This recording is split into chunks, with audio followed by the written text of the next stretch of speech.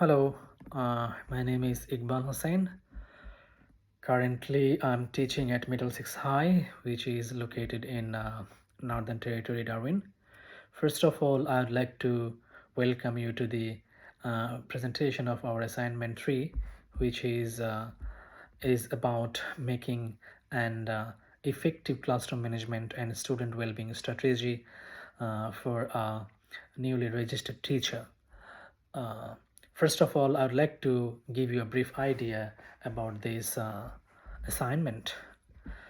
Actually, it encompasses the deliberate actions teachers take to build a supportive, safe, and productive learning environment. As a registered teacher at Middlesex High, this classroom management plan outlines a comprehensive, supportive, proactive, and evidence-based framework designed to promote student engagement, safety, and a sense of belonging. Um, this plan basically is based. It's grounded in the contemporary Lyford Lyford model of classroom management and informed by a facilitative and relational teaching philosophy. The plan aligns with the Northern Territory legislative frameworks, social and school policies, and the Australian professional standards of teachers. It it details how I will establish the classroom environment, implement behavior support strategies, and continuously monitor and refine my practice to ensure uh, to ensure all students feel respected, motivated, and empowered to learn. Now, let me introduce my school and the student cohort to you. The name of my school is Middlesex High, which is a government secondary school situated in Darwin, Northern Territory, of course. And the school serves a diverse student population, including indigenous students from different backgrounds, multilingual backgrounds, and students who require uh, additional support, such as academic, social, and emotional. The school policy emphasizes student well-being, inclusive practice, and behavior for learning in line with the Northern Territory Department of Education guidelines. Northern Territory context strongly emphasizes culturally responsive pedagogy, student well-being, and fostering relationships with students, their families, and the broader community. This plan is made for grade year 8 science class, which has 25 students. Four out of 25 are known as EALD learners, like they do not speak English as their mother tongue. They speak some other language at home. And 12 boys, and basically they are 12 and 13 girls. 12 boys and 13 girls. Relevant cohort details. In this segment, I will tell you about these cohort details and their needs. First of all, I would like to bring the issue of diversity. This cohort is actually full of diversity. Significant portion of the students, approximately 40%, identify as Aboriginal or Torres Strait Islander. 4 students out of which, as I told you earlier, they are known as EALD. They do not they speak English as an additional language. Their learning profile: this class shows strong interest where in practical, hands-on, inquiry-based learning, which is emphasized in the science curriculum also. However, the students require high levels of engagement and structured routines. Mm, some some of the students exhibit low level of off-task behavior when instruction is not interactive or during teachers-led instruction or reflection task. Uh, Now I'll talk about their well-being needs. Several students have documented social emotional needs.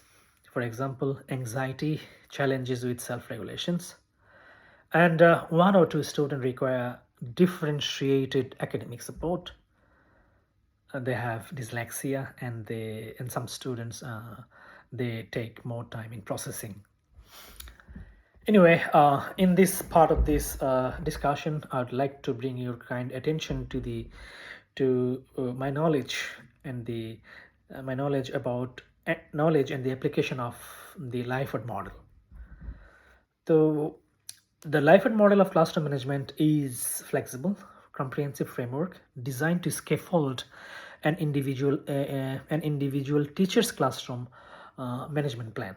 It focuses on creating positive learning environment where all students feel safe and they will feel a sense of belonging where teachers can thrive.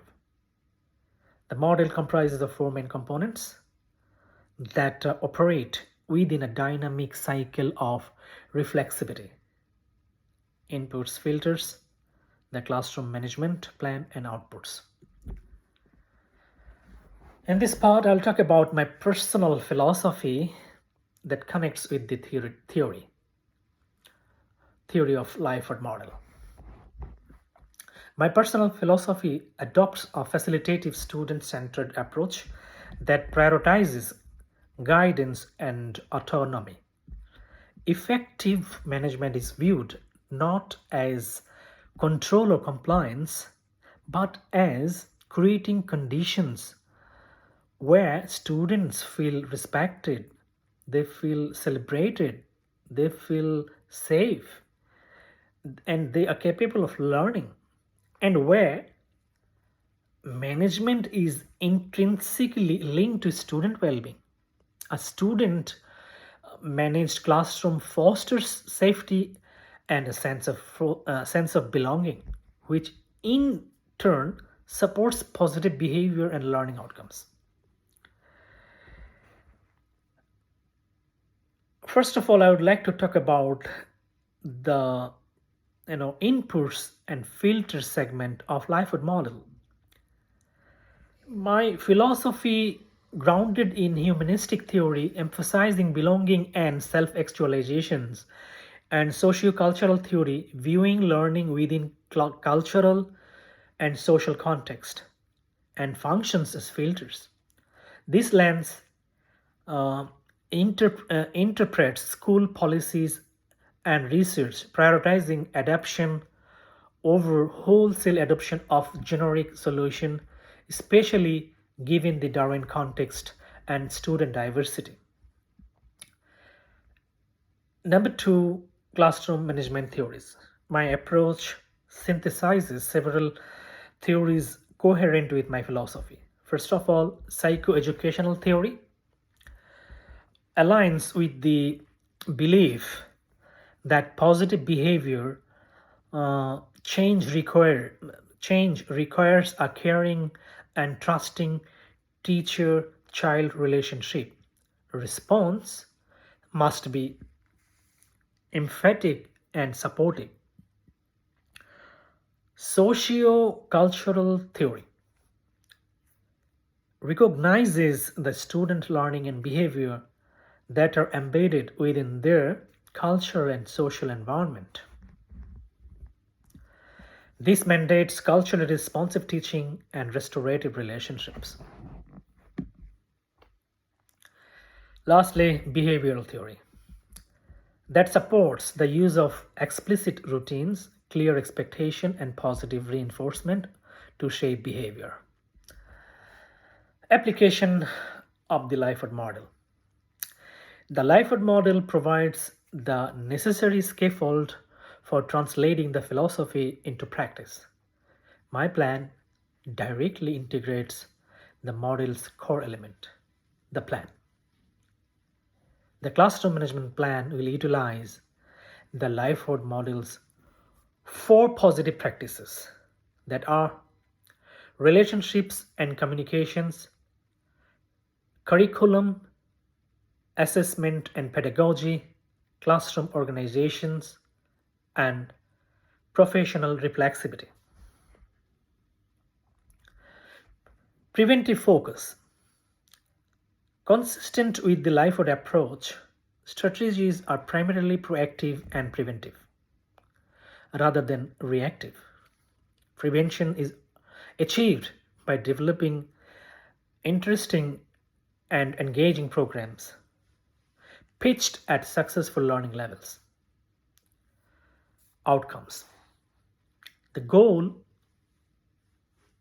is a classroom, the goal of a classroom where students feel they belong, they are safe, they are engaged. Most importantly, they learn effectively, leading to a successful and satisfied teacher outcome.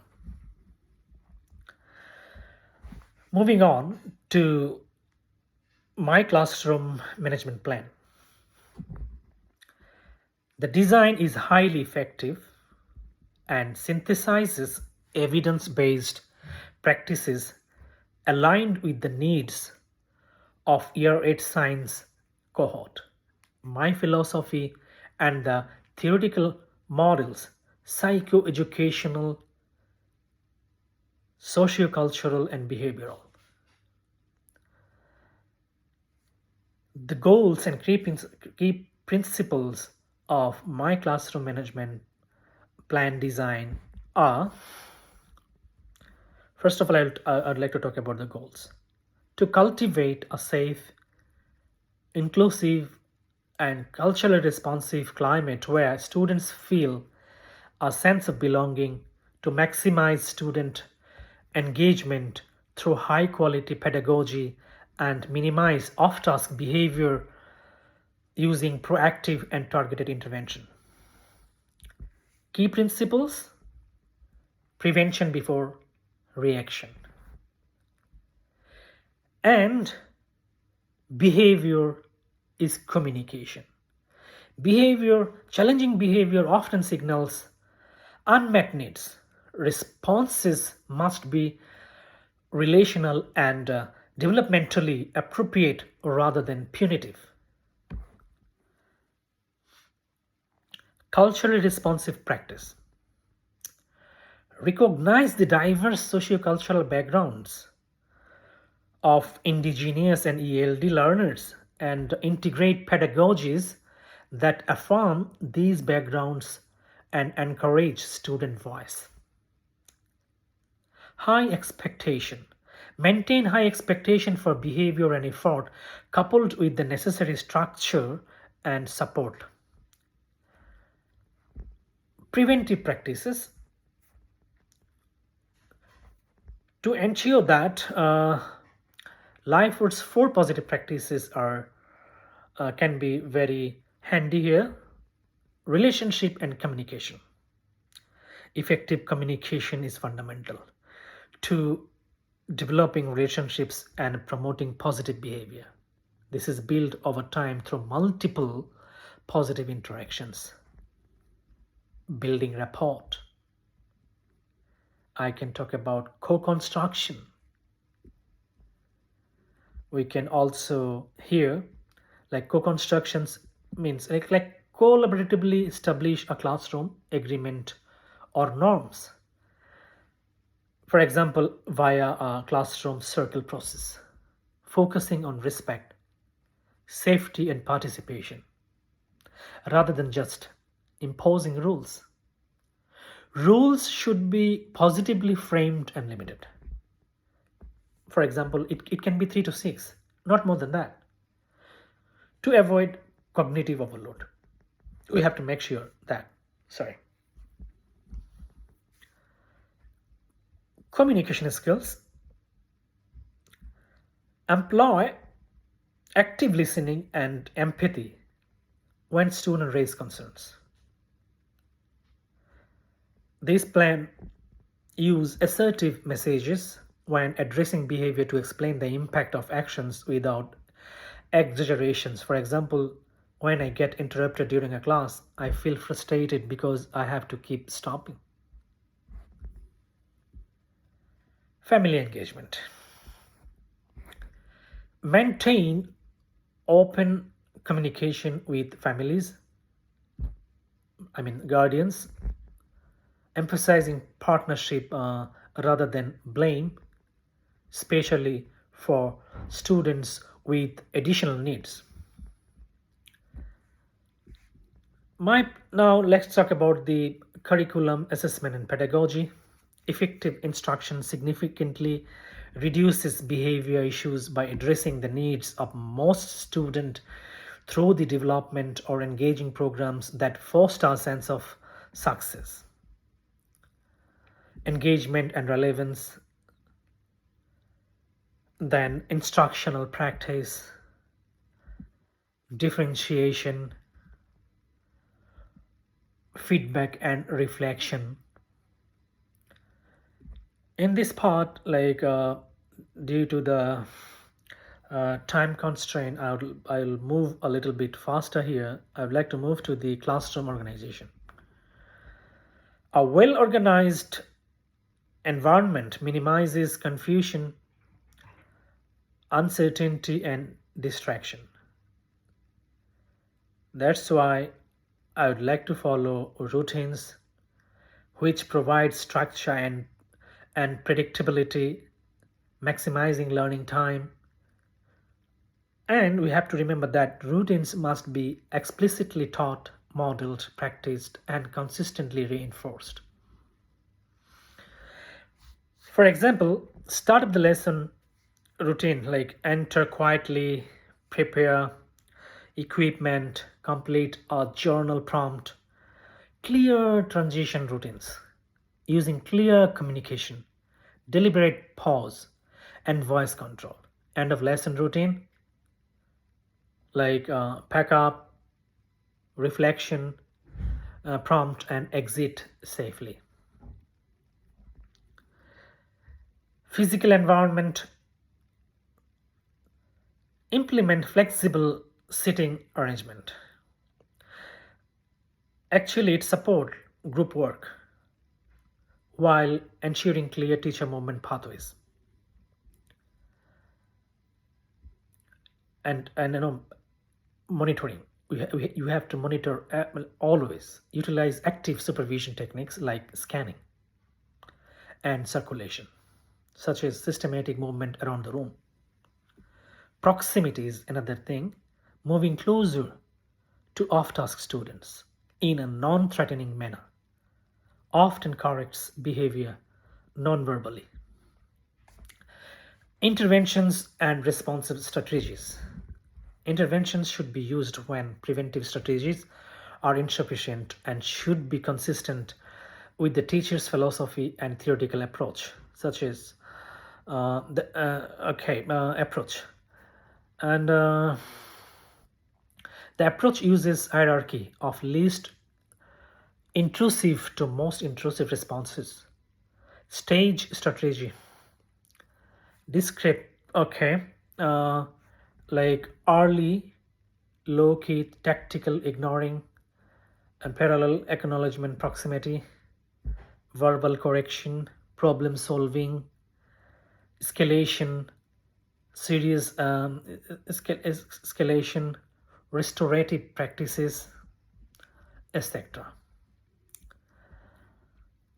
Specific strategies for student well-being. Student well-being is strongly linked to a sense of belonging, safety, and engagement. In this, I will try to focus on trauma-informed and SEL practice, culturally responsive well-being, student voice. I'd like to focus on that. Encourage student feedback and suggestions to help students feel connected to their learning. The classroom management plan is co-created with students to establish a shared sense of ownership and responsibility. By saying that, I would like to conclude this part. Now, I would like to move on to the plan, implement, review cycle for evaluation.